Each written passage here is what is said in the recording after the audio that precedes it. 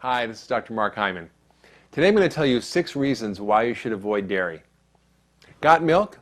Well, these days it seems like almost everybody does. Celebrities, athletes, even former President Clinton's head of Health and Human Services, Donna Shalala, are all proud to wear the white milk mustache. After all, everybody knows that you need milk to be healthy, right? Not necessarily.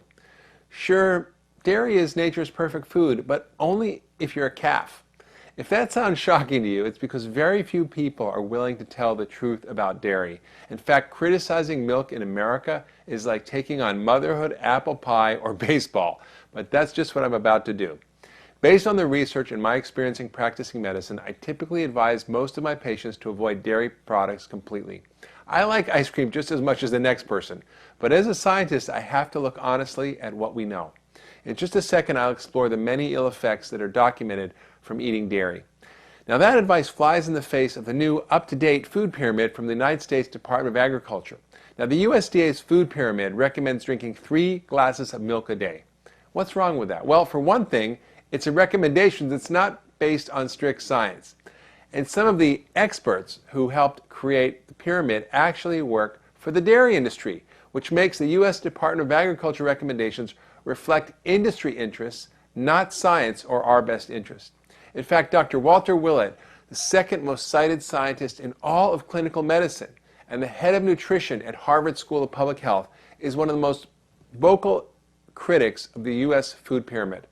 He's even called its guidelines, quote, utterly ridiculous, as in U-D-D-E-R-L-Y, ridiculous. That's not something a Harvard scientist says lightly, but Dr. Willett's right. The pyramid just isn't based on key scientific findings about health. Just take a look at some of the pyramid's recommendations and why I disagree with them. 1. Consume a variety of foods within and among the basic food groups while staying within your body's energy needs. Sounds sensible, but which food groups? If you choose dairy, meat, fats, and carbohydrates, the perfect meal could be a cheeseburger, milkshake, fries with ketchup. Let's face it, potatoes and tomatoes are vegetables, right? And they're the 2 top vegetables eaten in America. Generic advice like that is pretty meaningless and potentially harmful. The second bit of advice is control your caloric intake to manage your body weight. Again, sounds pretty good, but as I wrote in my book, Ultra Metabolism, even the best trained nutritionists and dietitians cannot come close to correctly estimating their own caloric intake in a day. And is it okay to consume all of my calories from cola or ice cream as long as I stay within my caloric needs? Of course not. So this is more useless advice. Number 3, they say, increase intake of fruits and vegetables, whole grains, non-fat or low-fat milk products. Well, fruits and veggies and whole grains are great. Milk, not so much. I'll get back to that in a minute. Choose carbohydrates wisely. That's the next bit of advice from the food pyramid. Who could argue with that? But how do they define wisely? The real advice here should be to cut down sugar intake from 185 pounds per person per year, which is what we currently consume, to less than a pound a year, to avoid flour products except as a treat, and stick to whole food carbohydrates like vegetables, fruits, whole grains, beans, nuts, and seeds. The next bit of advice is to choose to prepare foods with little salt. Not bad advice, but what if most of the food you eat is packaged or processed foods that you don't actually prepare and are full of salt? Like most Americans who eat half their meals outside the homes, this isn't helpful. So a better recommendation would be to avoid packaged, canned, processed, prepared, and fast foods unless you know exactly how they're made. The next bit of advice was if you drink alcoholic beverages, do so in moderation. Sounds good, but if you're usually drinking 2 bottles of wine a night, then 1 seems like moderation. I don't think that's a good suggestion. I think it's better to limit your alcohol consumption to half a drink a day or 3 glasses a week. That seems to have the most benefit with the least risk. The next tip is don't eat unsafe foods. Well, of course you shouldn't leave your egg salad in the hot sun or toss your salad with hands that just handle raw chicken coated with salmonella. But the food pyramid guidelines don't mention pesticides, hormones, antibiotics, genetically modified foods despite scientific evidence of their harm. Shame on the USDA. You can now see why I have a big problem with the food pyramid. Mostly its guidelines try to sound sensible while still protecting the interests of the food industry, the agriculture industry, and all the lobbyists paying for the elections of Congress. Everybody's happy, right? Well, I'm not, and you shouldn't be either. The public just isn't served by this watered-down, confusing, useless pyramid. Worse, some of the recommendations are downright harmful, like the one to drink more milk and dairy products. According to Dr. Walter Willett, who has done many of the studies and reviewed this topic extensively, there are many reasons to pass up milk, including 1.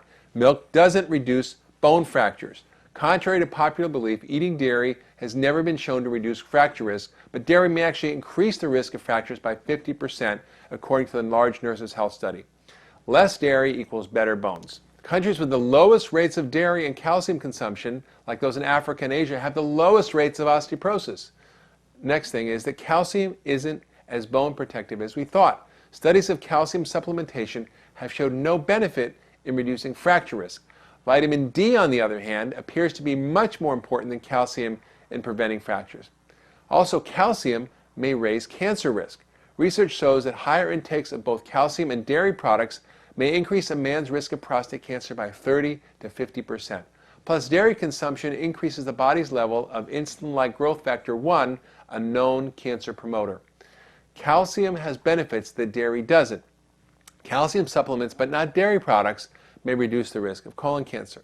And another problem with dairy is that not everyone can stomach dairy. About 75%, or 3/4 of the world's population, is genetically unable to properly digest milk and other dairy products, a problem called lactose intolerance. So based on such findings, Dr. Walter Willett has come to some important conclusions. 1. Everybody needs calcium, but probably not as much as our government's recommended daily allowance of 1,500 milligrams a day. 2. Calcium probably doesn't prevent broken bones. Few people in this country are likely to reduce their fracture risk by getting more calcium. 3. Men may not want to take calcium supplements. Supplements of calcium and vitamin D may be reasonable for women.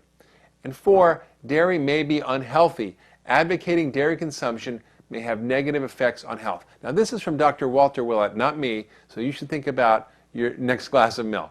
If all of that isn't enough to swear you off milk, there are a few other scientific findings worth noting. First, the Federal Trade Commission recently asked the USDA to look into the scientific basis of claims made in their milk mustache ads. The panel of scientists stated the truth clearly. Number 1, milk doesn't benefit sports performance. Number 2, there's no evidence that dairy is good for your bones and prevents osteoporosis. In fact, animal protein in it may actually help cause bone loss. Number 3, dairy is linked to prostate cancer. Number 4, it's full of saturated fat and it's linked to heart disease. Number 5, dairy causes digestive problems for 75% of people with lactose intolerance. And number 6, dairy aggravates irritable bowel syndrome.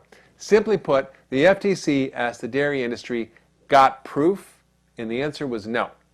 Plus, the dairy may contribute to even more health problems like allergies, sinus issues, ear infections, type 1 diabetes, chronic constipation, and anemia in children.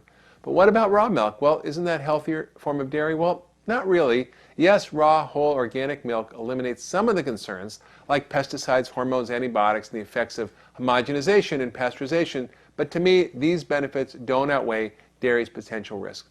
From an evolutionary point of view, milk is